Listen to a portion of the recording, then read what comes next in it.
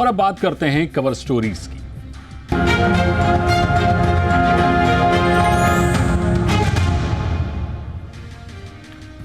Trump ने अमेरिकी राष्ट्रपति पद की शपथ लेने के साथ ही अपने इरादे साफ कर दिए हैं। ये लगभग तय था कि ट्रंप दूसरे देशों पर टैरिफ लगा सकते हैं। वहीं अमेरिका में अवैध घुसपैठियों पर भी ट्रंप का डंडा आखिरकार चल ही गया। साथ ही मेक्सिको बॉर्डर पर इमरजेंसी का ऐलान और थर्ड जेंडर की मान्यता को खत्म कर ट्रंप एडमिनिस्ट्रेशन पूरी तरह से एक्शन मोड में है। पहले देखिए ये रिपोर्ट, फिर खास मेहमानों संग करेंगे विस्तार से चर्चा। Ladies and gentlemen, the 47th President of the United States, Donald J. Trump. Donald Trump के अमेरिकी राष्ट्रपति पद की शपथ लेते ही यूएस एडमिनिस्ट्रेशन हरकत में आ गई है। एक तरफ ट्रंप ने शपथ ली और दूसरी ओर एक के बाद एक बड़े ऐलान कर अपने चुनावी वादों को अमली जामा पहनाने का काम किया। ट्रंप के ये फैसले अमेरिका के लिए कितने दूरगामी साबित होंगे और इसका अमेरिकी आर्थिक और विदेश नीति पर कितना पड़ेगा असर? इससे ट्रंप थोड़े भी भयभीत नहीं है। जो कहा सो किया। इसी तर्ज पर ट्रंप आगे बढ़ रहे हैं। Will soon be greater, stronger, and far more exceptional than ever before.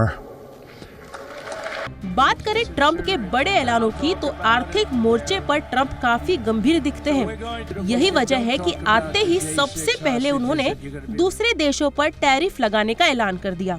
इस कड़ी में कनाडा और मेक्सिको वो दो देश हैं जिनके आयातित उत्पादों पर ट्रंप ने 25% टैरिफ लगाकर अपनी मंशा साफ कर दी है कि आने वाले दिनों में चीन पर भी ऐसी ही सख्ती ट्रंप दिखा सकते हैं। ट्रंप का कहना है कि नए टैरिफ का उद्देश्य महंगाई पर काबू पाना, ऊर्जा की कीमतों को कम करना और अमेरिकी अर्थव्यवस्था को मजबूती देना है। वही अवैध घुसपैठियों और शरणार्थियों के खिलाफ भी ट्रंप एक्शन मोड में दिखे। उन्होंने साफ कर दिया है कि अमेरिका से अवैध अप्रवासी निकाले जाएंगे। वहीं मेक्सिको के बॉर्डर से बढ़ता अवैध घुसपैठ और ड्रग्स माफियाओं का बढ़ता दखल भी अमेरिका के लिए चिंता की बात रही है। ऐसे में ट्रंप ने सीधे तौर पर मेक्सिको बॉर्डर पर इमरजेंसी लगाकर अपने सख्त तेवर का एहसास करा दिया है। इतना ही नहीं, ड्रग्स मामलों से जुड़े हालातों से निपटने के लिए ट्रंप ने स्पष्ट नीति घोषित कर दी है, जिसके तहत अब ड्रग्स तस्कर आतंकी के तौर पर शुमार होंगे। ट्रंप ने अपने चुनावी भाषणों में थर्ड जेंडर के खिलाफ बयान दिए थे। ट्रंप के मुताबिक सेना में ट्रांसजेंडर्स को शामिल करने से अमेरिका की सुरक्षा व्यवस्था कमजोर हो रही है।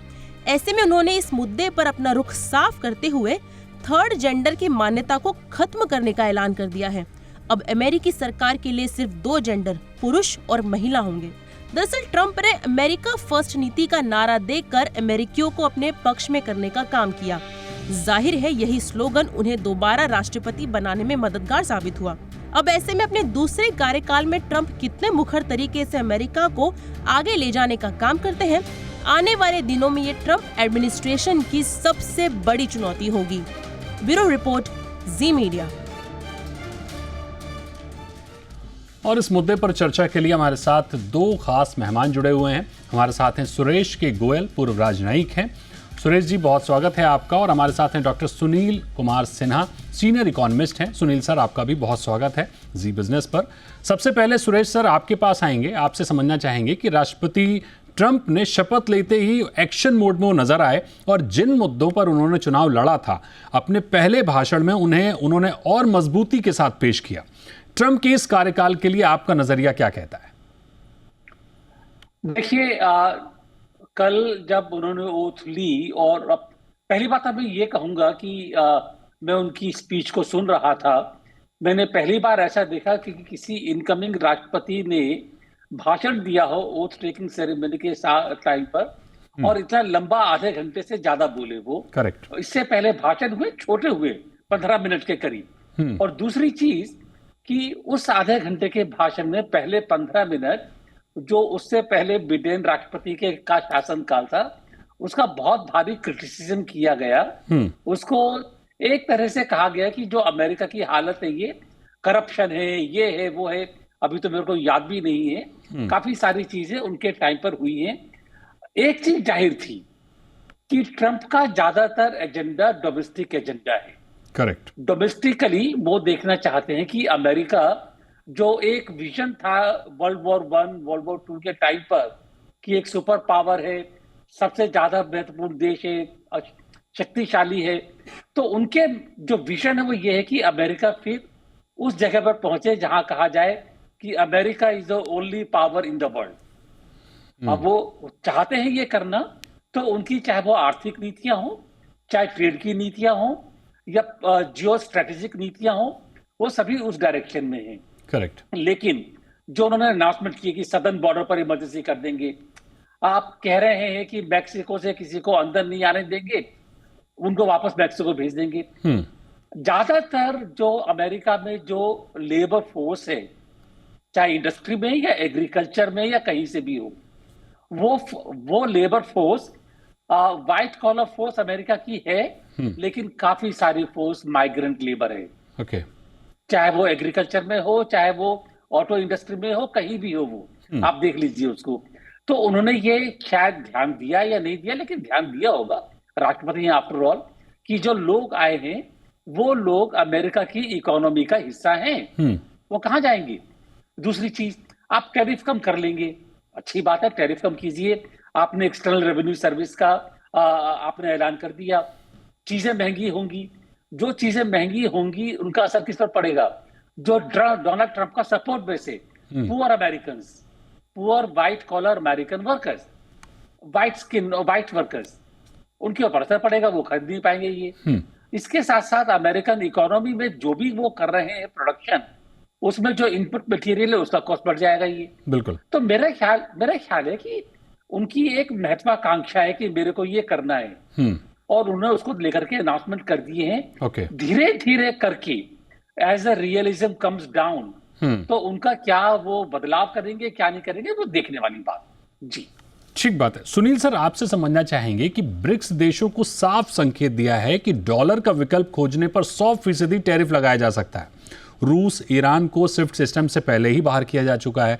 ब्रिक्स देशों में ये बात होती ही रहती है कि अमेरिकी दबदबे वाले फाइनेंशियल सिस्टम पर डिपेंडेंसी भविष्य के लिए संकट खड़ा कर सकती है।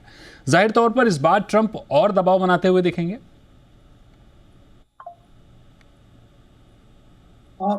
डोनाल्ड ट्रंप का एजेंडा तो बिल्कुल साफ है, जैसा कि कल के भाषण में उन्होंने जिन चीज़ों का जिक्र किया है जी। तो जाहिर सी बात है कि जो डॉलर की सुप्रीमेसी है इंटरनेशनल मार्केट में, और समय समय पर उसको दूसरी करेंसीज से जो चुनौतियां मिली हैं, उसके बावजूद भी अभी तक जो डॉलर का विकल्प जो है वो उभर कर नहीं आया है। परंतु जिस हिसाब से जियोपॉलिटिकल सिचुएशन पैन आउट हो रही है जी, उसमें ये बात तो बिल्कुल साफ नजर आ रही थी कि रशिया यूक्रेन वॉर हो या फिर इजराइल हमास वॉर हो, इसमें जिस किस्म की हेजमनी यूएसए अपनी तरफ से दिखाना चाहता था जी, वो उसमें काफी हद तक सफल नहीं हो पाए हैं, खासकर यूक्रेन और रशिया के संदर्भ में। तो ऐसी स्थिति में जब ब्रिक्स के नेता आपस में मिलते हैं और डॉलर का ऑल्टरनेटिव ढूंढने की कोशिश करती हैं, तो ये एक किस्म की चुनौती है डॉलर के हेजेमनी के लिए। चाइना ने भी अपने करेंसी को इंटरनेशनल करेंसी के तौर पे पेश करने की कोशिश की है, परंतु उन्हें बहुत ज़्यादा सफलता नहीं मिली है। परंतु अब ये जो 4 बड़े देश या 5 बड़े देश हैं इमर्जिंग इकोनॉमीज के, ये अगर एक साथ आकर कुछ इस किस्म का समझौता करते हैं जिससे कि इंटरनेशनल ट्रेड जो है और नहीं तो कम से कम इन देशों के बीच जो है वो अगर डॉलर को एलिमिनेट कर सकें, तो ये एक बहुत बड़ा धक्का होगा जो यूएस के डॉलर हेजेमनी के लिए। तो ऐसी स्थिति में बिल्कुल जो है वो डोनाल्ड ट्रंप इस चीज को नहीं चाहेंगे और इसके संकेत वो दे रहे हैं। और अगर ऐसा कुछ उन्हें लगेगा तो जिस किस्म की नीतियां वो चुन रहे हैं या अनाउंस कर रहे हैं, मतलब मुझे ऐसा लगता है कि जो वो कह रहे हैं वो कर भी देंगे। अगर वो ये कहते हैं कि मैं 100% टैरिफ लगाऊंगा तो लगा भी सकते हैं। परंतु जो स्थिति इस समय उभर रही है वो ये है कि ये शुरुआती दिन है, हम्म। और खासकर चुनाव में जो भी जिन भी मुद्दों पे उन्होंने चुनाव लड़ा है, जी। तो कम से कम उनमें अपने कॉन्स्टिट्युएंसी को ये दिखाना भी जरूरी है कि मैं उन पे अमल कर रहा हूँ, हम्म। और जिसका नतीजा है कि ये अनाउंसमेंट है। पर यही है कि जैसे जैसे वक्त गुजरेगा और रियलिटी चेक उनके सामने आएगी, हम्म। हो सकता है कि ये इन चीजों पे और जो भी बिल्कुल, इन ऐलानों पर कितना अमल होता है वो समय के साथ पता चलेगा। एक बार वापस लौटेंगे सुरेश सर आपके पास। भारत को लेकर ट्रंप का रुख क्या रह सकता है, क्योंकि ये कहा जा रहा है कि अमेरिका फर्स्ट नीति पर इस बार और कड़ाई से अमल होगा। भारत को इमिग्रेशन और ट्रेड के मोर्चे पर चुनौतियों का सामना करना पड़ सकता है। कैसे देखते हैं सर इसको आप?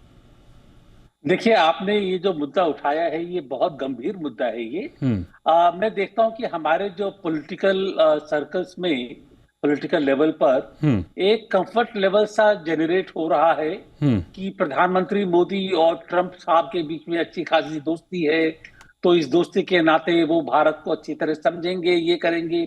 और उसके साथ में ये कहा जा रहा है कि उनकी सरकार में काफी भारतीय लोग हैं।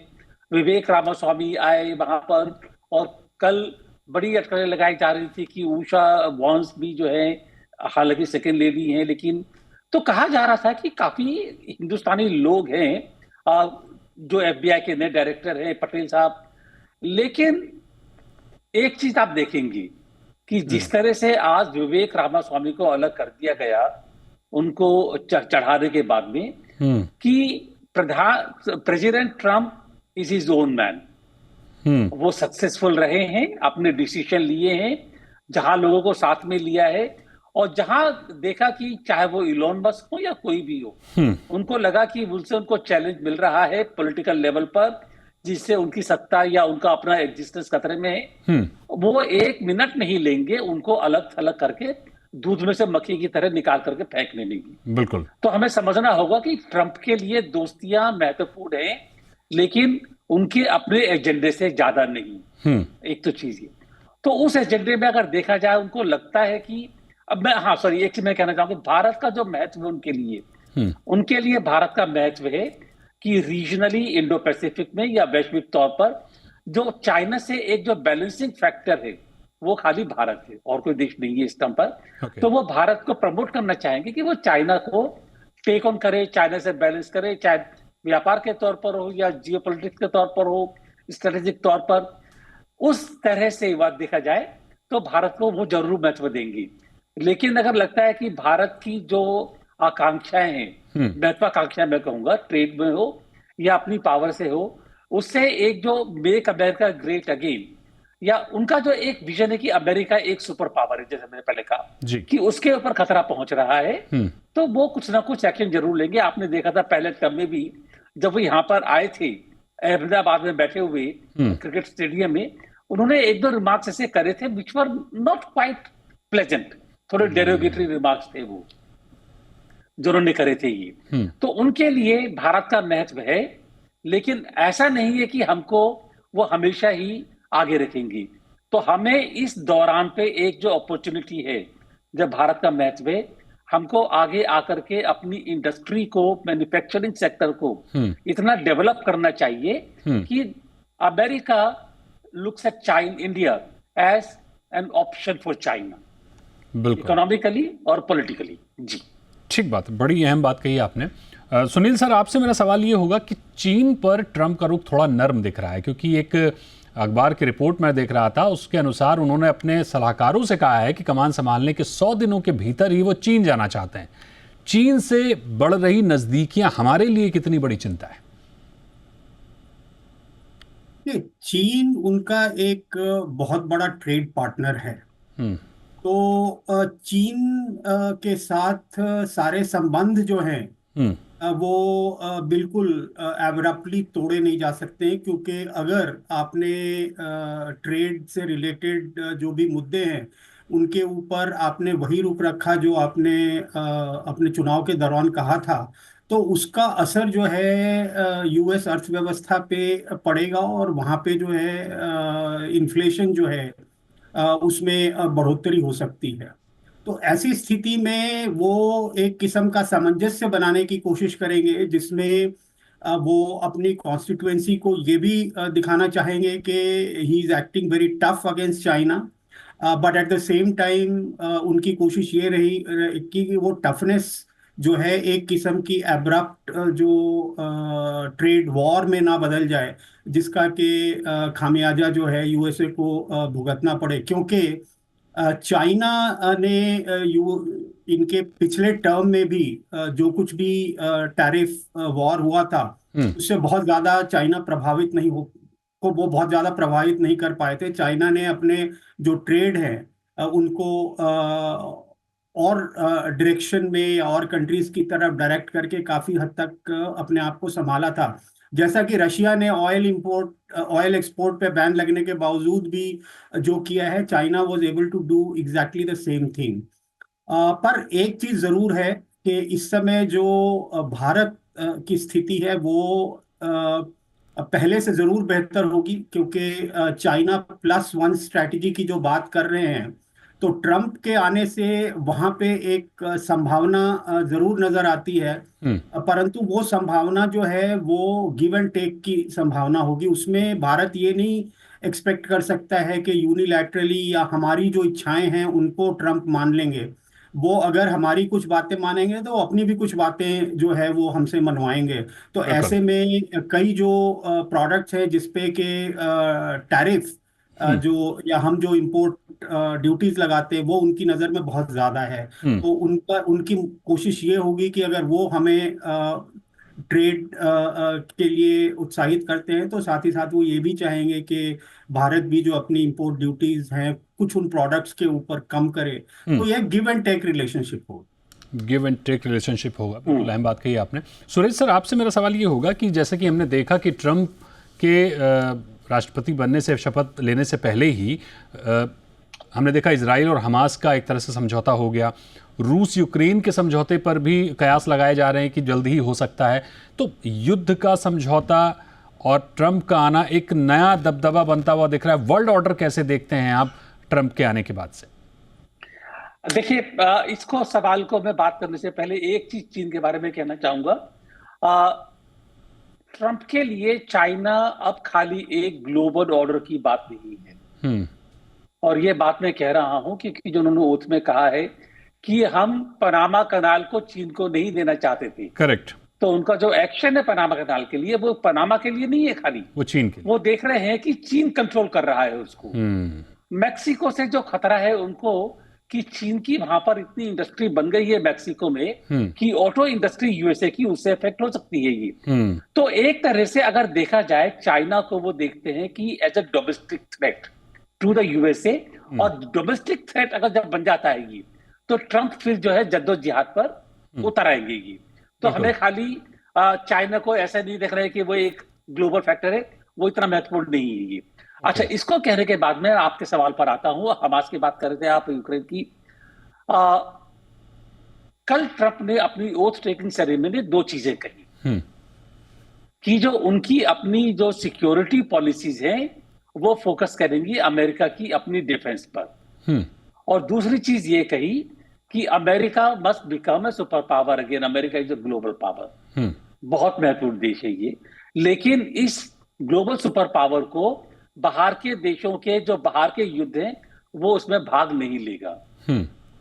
तो वो यूक्रेन से हैंड्स ऑफ सिचुएशन रखेगा। मैंने पहले कहा है, हमास और इजराइल की बात जहां तक है, मेरा ख्याल है वो मिडिल ईस्ट को चाइना के नजरिए से देखते हैं। एमईसीसी है वहां पर, सऊदी अरेबिया है, वो देखते हैं कि अगर चीन का असर कम करना है और ज्यादा आगे बढ़ने से, तो उसमें मिडिल ईस्ट जो रास्ता है वहां पर BRI जो बन रहा है आगे, उसे कम करना होगा।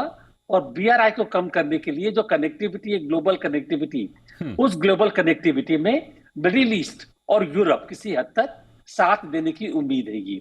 तो अगर हम देखें उन दोनों का उद्देश्य, उसका उद्देश्य या रास्ता वो ये है कि चाइना को चैलेंज करने के लिए मिडिल ईस्ट इंपॉर्टेंट है, यूरोप इंपॉर्टेंट है कनेक्टिविटी बनाने के लिए, इकोनॉमी डेवलप करने के लिए। लेकिन अगर वो नहीं होता है तो बेसिकली यूरोप कहीं भी जाए, लेकिन एनर्जी सिक्योरिटी यहाँ पे सामने आती है। उन्होंने पहले बोल दिया है कि एनर्जी इमरजेंसी, और एनर्जी में जो उनका मेन कॉम्पिटिटर वो यूरोप नहीं, मिडिल ईस्ट। बिल्कुल, बड़ी बड़ी अहम बात कही आपने। हालांकि जिस तरह से ट्रंप ने एग्रेशन के साथ शपथ ली और शपथ लेने के बाद जो उन्होंने एक लंबा चौड़ा स्पीच दिया, उससे काफ़ी कुछ साफ हो गया है कि इस बार उनका रुख क्या रहने वाला है। हालांकि वक्त बताएगा कि हमारे लिए, भारत के लिए कैसा रुख रहेगा और क्या ग्लोबल ऑर्डर बनता है। बहुत शुक्रिया करेंगे आपका हमारे साथ जुड़ने के लिए सुरेश सर, बहुत शुक्रिया करेंगे सुनील सर आपका हमारे साथ जुड़ने के लिए। और ये थी हमारी कवर स्टोरी।